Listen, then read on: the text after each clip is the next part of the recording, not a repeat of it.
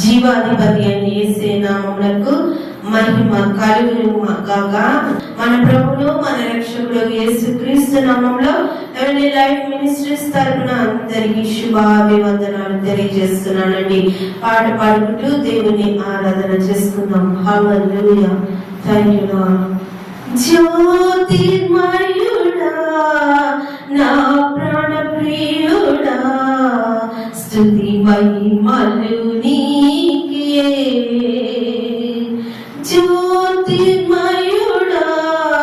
నా ప్రాణ ప్రియుడా, స్తుతి మహిమలు నీకే. నా ఆత్మలో అనుక్షణం నా అతిశయము నీవే, నా ఆనందము నీవే, నా ఆరాధన నీవే. జ్యోతిర్మయుడా నా ప్రాణ ప్రియుడా, స్తుతి మహిమలు నీకే. నా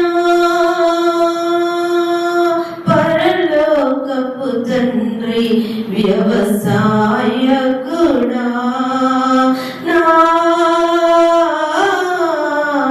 పరలోకపు తండ్రి వ్యవసాయకుడా, నీ తోటలోని ద్రాక్షవల్లితో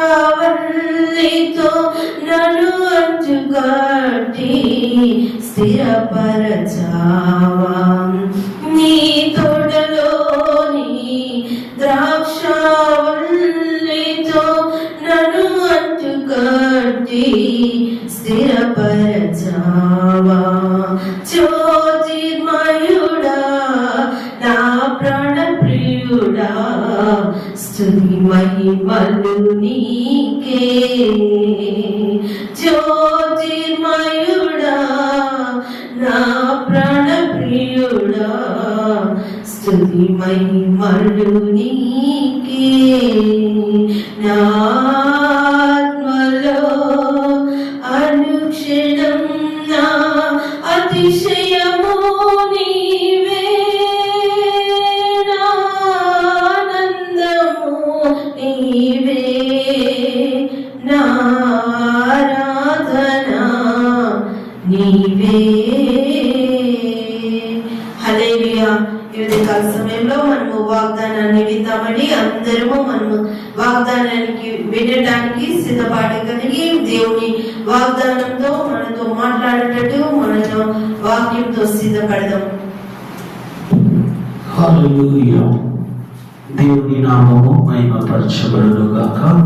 ఈ ఉదయకాలము దేవుడు మాట్లాడబోతున్న వాక్యము ఇర్మియా గ్రంథము 17వ అధ్యాయము 8వ వచనము. ఆమేన్. వాడు జలముల యొద్ద నాటబడిన చెట్టు వలె నుండును, అది కాలువలో ఊరను, దాని వేళ్ళు తన్నును, వెంట కలిగినను దానికి భయపడదు, దాని ఆకు పచ్చగా నుండును, వర్షం లేని సంవత్సరమున చింతనందదు, కాపు మానదు. ఆమేన్. ఈ మాటలు మన ఆత్మీయ జీవితానికి మనము మలుచుకుంటే, మన ఆత్మీయ జీవితాన్ని ఈ వాక్యంతో అన్వయించుకుంటే, అంటే కంపేర్ చేసుకుంటే మన జీవితము ఈ విధంగా ఉందా? ఈ విధంగా మనము మన జీవితాన్ని ఆత్మీయంగా మనము ఫలించే వారిగా, ఆత్మీయంగా మనము నీటి కాలవల దగ్గర నాటబడిన వారిగా ఉన్నామా? హల్లెలూయా. దీని ముందు వచనంలో ఈ విధంగా రాస్తున్నాడు. ఏమని రాస్తున్నాడు? యెహోవాను నమ్ముకున్నవాడు ధన్యుడు, యెహోవానికి ఆశ్రయముగా ఉండును వాడు. ఆమేన్. ఎవరు జలముల యొక్క నాటబడిన చెట్టు వలె ఉంటారు అంటే యెహోవాను నమ్ముకున్నవాడు. చెప్పండి, అందరూ జలముల యొక్క నాటబడిన వారు కాదు. నేను జలముల యొక్క నాటబడాలి అంటే దేవుని నమ్ముకొని ఉండాలి. మొదటి విషయం. ఆమె మొదటిగా నేను దేవుని నమ్మేవాడిగా ఉంటే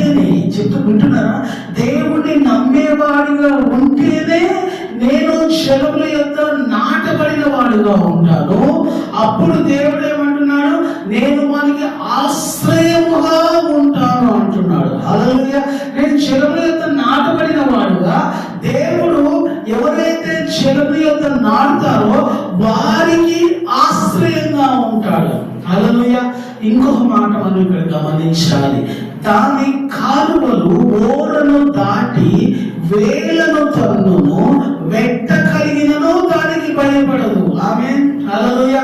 అంటే జలముల యొక్క నాటబడిన మనము దాని వేళ్ళు అంట ఏమవుతాయంట, తన్నును అంటే లోపలికి వెళ్తాయి.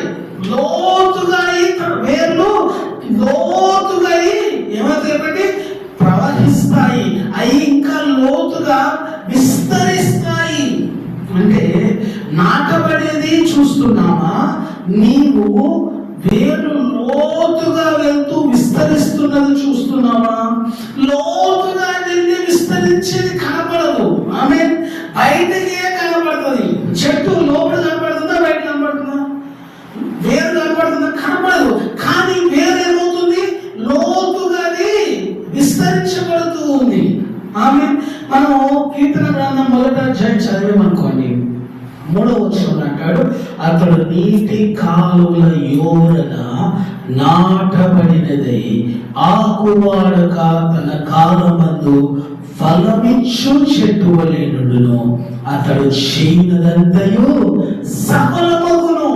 ఆమె దీని ముందు 2 వచనాలు ఏముంటది, దుష్ట ఆలోచన చెప్పు నడవక, పాపుల మార్గం నివలక, అపహాస్యం కూర్చున్న చోటున కూర్చుండక, యెహోవా ధర్మశాస్త్రమందు దివారాత్రములు ధ్యానించువాడు ధన్యుడు, అతడు నీటి కాలువల యోరన నాటబడిన వాడే.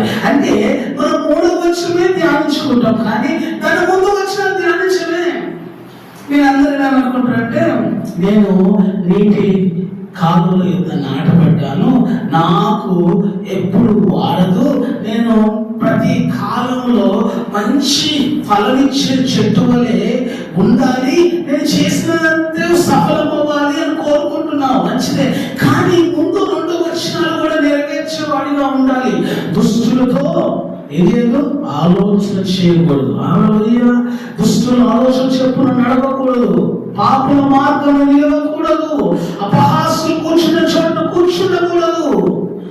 కానీ ఏం చేయాలంట, యెహోవా ధర్మశాస్త్రమునందు ఆనందించుచు దివారాత్రములు దాన్ని ధ్యానించేవాడిగా ఉంటే నీవు ధన్యుడుగా పిలువబడతావు. ఇక్కడ ఏమన్నాడు, యెహోవా నమ్ముకుని వాడు ధన్యుడు. అక్కడ ఆయన ధర్మశాస్త్రమును ఆనందించుచు దివారాత్రములు ధ్యానించేవాడు ధన్యుడు. ఆమేన్. హల్లెలూయా. ధన్యత నీకు ఎలా కలుగుతుంది, దేవుని యందు నమ్మిక ఉంచినప్పుడు మొదటిగా, రెండోది ఆయన ధర్మశాస్త్రాన్ని బట్టి నువ్వు ఆనందిస్తూ దివారాత్రులు ధ్యానించేవాడుగా ఉంటే ధన్యత కలుగుతుంది. అటు తర్వాత నువ్వు యోరన నాటబడిన వాడిగా ఉంటావు. నీ ఆకు ఎన్నడూ వాడదు. హల్లెలూయా. నీవు తగిన కాలమందు ఫలమిచ్చు చెట్టు వలె ఉంటావు. నీవు చేసినదంతా దేవుడు ఏం చేస్తాడు, దాన్ని సఫలము చేస్తాడు. హల్లెలూయా. ఏ పనైనా చెయ్యి, ఏ కార్యమైనా చెయ్యి, ఏ పనైనా పూనుకో, అది సఫలము చేయబడతాది తప్ప నిష్ఫలముగా ఎప్పుడూ ఉండదు. హల్లెలూయా. సఫలానికి అర్థం ఏంటి, నిష్ఫలం. హల్లెలూయా. అంటే అది పనికి రానిది అని అర్థం. ఏమాత్రము ఆ పని ఆగిపోకుండా చెల్లించబడుతుందనే అర్థము. ఇంకో మాట కూడా మనం చదవాలి. యెషయా 44:4 నీటి కాలువల యొక్క నాటబడిన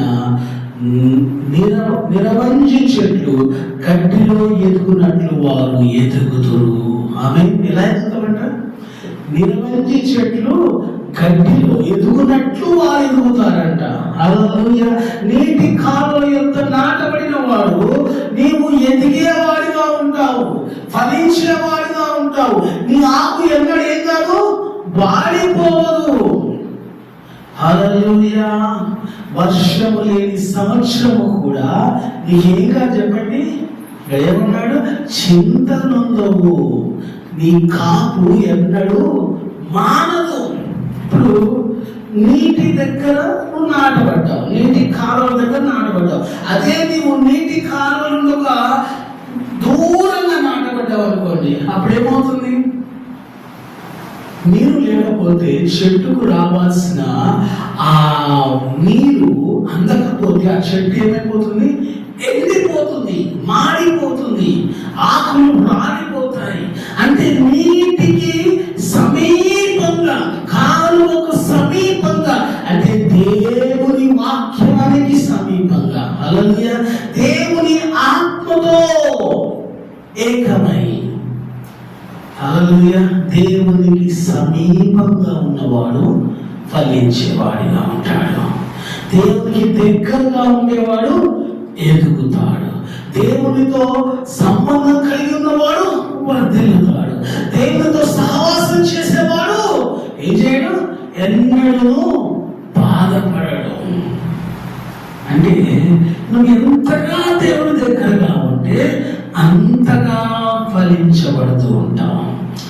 ఎంతగా దేవుళ్ళు లోతుగా నీ వేరు ఎదుగుతూ ఉంటుందో, నీ వేరు విస్తరిస్తూ ఉంటుందో, నీవు బయటకి అంతగా విస్తరిస్తూ ఉంటావు.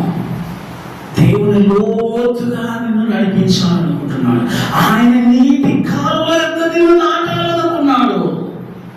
నువ్వు నాటబడ్డావు. అక్కడ ఫలించాల్సిన అవసరం నీకుంది. ఇప్పుడు నీ ఫలించడానికి అవకాశం ఉంది. ఏది అన్నప్పుడు అవకాశాన్ని తీసుకోవాలి. మొదటిగా యెహోవాను నమ్ముకు, రెండవది ఆయన ధర్మశాస్త్రమందు ఆనందించేవాడిగా, ఆయన ధర్మశాస్త్రము దివారాత్రము ధ్యానించేవాడిగా ఉండు. మూడవది ఆయనకు సమీపంగా ఉండు. ఎంత సమీపంగా ఉండాలి చెప్పండి? ఎంత సమీపంగా ఉంటే అంత సమీపంగా ఉన్నట్టు.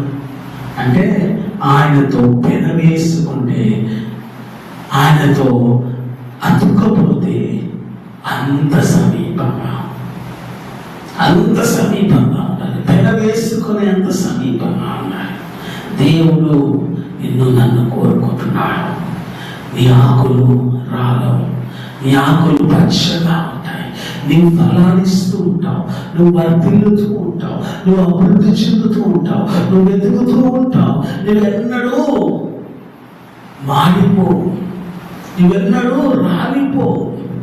నీకు బాధ అనేది ఉండనే ఉండదు. కాబట్టి ఇదే కాలము ఆయన నాటిన, ఆయన పొలములో వేయబడిన విత్తనము నీవు ఫలించేవాడిగా ఉండాలి. దేవుని మాటలు మనతో మాట్లాడుతూ ఉన్నాడు. పౌలు భక్తుడు అంటాడు, నేను అడవి ఒలీవ కొమ్మ వంటి వాడను, నన్ను తీసుకొచ్చి నీవు నీ ద్రాక్ష తోటలో నాటి ఉన్నావు అంటాడు. యోహాను సువార్త 15 ఏమంటాడు? నేను ద్రాక్షవల్లిని, మీరు తీగలు, నాలో ఫలింపని ప్రతి తీగను నేను తీసి బయట పారవేతును, అక్కడ కాల్చబడతాయి, అగ్నిలో వేయబడతాయి అంటున్నాడు. నాలో ఫలించే ప్రతి తీగ మరి ఎక్కువగా ఫలించడానికి వాటిని నేను బాగు చేస్తాను అంటున్నాడు. కాబట్టి ఫలించడానికి, ఫలించే తీగగా ఉన్నావా? ఇంకా ఫలములు ఇయని తీగగా ఉన్నావా? ఆయన ద్రాక్ష వల్లిలో నీవు నేను అతుకబడి ఉన్నావు. ఒలివ మొక్కలో తీసిన మనల్ని దేవుడు, అడవి ఒలివ మొక్క ఉంటున్న మనల్ని దేవుడు తీసుకొచ్చి ఆయన అంటు కట్టుకున్నాడు, ఆయనలో మనల్ని అతికించుకున్నాడు. ఫలించాలి, అభివృద్ధి చెందాలి, వర్ధిల్లాలి, ఎదగాలి. క్రీస్తులో మనం ఎదిగే వారిగా ఉండాలి. కాబట్టి ప్రార్థన చేద్దాం. ప్రభా, నీలో ఫలించే వారిగా నేను ఉండాలి. ప్రభా, నీటి కాలువల యోరణ నాటబడిన చెట్టు వలె, తీగ వలె క్రీస్తులో, క్రీస్తు ద్రాక్షావళిలో నేలను అంటగట్టబడిన తీగ వలె ఉండి ఫలించేడు కొమ్మగా ఉండటానికి సహాయం చేయండి. ఫలింపల తీగలు తీసివేస్తానన్నాం, ఇంకా ఫలించే తీగలకు బాగు చేస్తానన్నాం. నేను బాగుగా ఉండి తీగగా మార్చబడ్డానికి సహాయం చేయండి. ప్రార్థన చేయండి, ప్రార్థన చేద్దాం. పరిశుద్ధుడా మా ప్రియ పరలోకపు తండ్రి, ఈ ఉదయకాలంలో మాట్లాడిన మాటలు బట్టి వందనాలు. అవును ప్రభా, నువ్వు మమ్మల్ని ఎదగమంటున్నావు, మమ్మల్ని ప్రభా ఫలించమంటున్నావు, మమ్మల్ని వర్ధిల్లించేమంటున్నావు ప్రభా. మేము తండ్రి నీకు వందనాలు. నీలో లోతుగా వేరు పారాలంటున్నావు. నేను ఆ విధంగా ఉండటానికి సహాయం చేయండి. యెహోవాను నమ్ముకున్నవాడు ధన్యుడన్నావు. ఆమేన్. ప్రభా, యెహోవా ధర్మశాస్త్రములను ఆనందించుచు దివారాత్రులు ధ్యానించువాడు ధన్యుడు అంటున్నావు. ఆమేన్. ఆ విధంగా మేము ధన్యత కలిగిన జీవితం జీవించడానికి సహాయం చేయండి ప్రభా. నీటి కాలువల యొక్క మమ్మల్ని ప్రభా నాటి ఉన్నావు, ఫలించడానికి ప్రభా, ఎదగటానికి వర్ధిల్లటానికి నాటి ఉన్నావు. మేము ప్రభా చేయనదంతయు సఫలం చేస్తానంటున్నాం. ఈ లోకంలో మేము చేసే ప్రతి పని, ప్రతి కార్యము సఫలపరచబడునుగా యేసు నామములో. మీరు మహిమ పొందండి. ఫలింపని తీగలు తీసివేస్తారన్నారు. నాలో కూడా ప్రభా ఫలింపని ప్రభా జీవితం ఉంటే తీసివేయండి, నాలో నుంచి, మాలో నుండి తీసివేయండి. ఇంకా ఎవరైతే ప్రభా క్రీస్తులో ఫలించని వారిగా ఉన్నారు, క్రీస్తులో ఫలింపలేని జీవితం ఉన్నారు, వారిని ప్రభా అటువంటి కొమ్మలను విరిచివేసి వారిని ప్రభా ఫలించే కొమ్మలుగా మార్చండి. ఫలించే కొమ్మలుగా, తీగలుగా మార్చబడుతూ ఉన్నాను. ఈ మాటలు మాతో మాట్లాడినందుకు, మమ్మల్ని బలపరిచినందుకు, మమ్మల్ని ధైర్యపరిచినందుకు, మమ్మల్ని హెచ్చరించినందుకు స్తుతులు చెల్లిస్తూ యేసు పరిశుద్ధ నామములో అడుగుచూ వేడుకొనుచున్నాం మా ప్రియ తండ్రి. Amen. Praise the Lord. Pastor Salman Raj YouTube ఛానల్ని ప్రతి ఒక్కరు సబ్స్క్రైబ్ చేయండి, లైక్ చేయండి, షేర్ చేయండి. చూస్తున్నారు కానీ మీరు లైక్ చేయటం కానీ కామెంట్ చేయటం కానీ చేయలేదు. కామెంట్ చేయాల్సిందిగా, షేర్ చేయాల్సిందిగా కోరుతూ ఈ మాటలు ముగిస్తూ ఉన్నాను.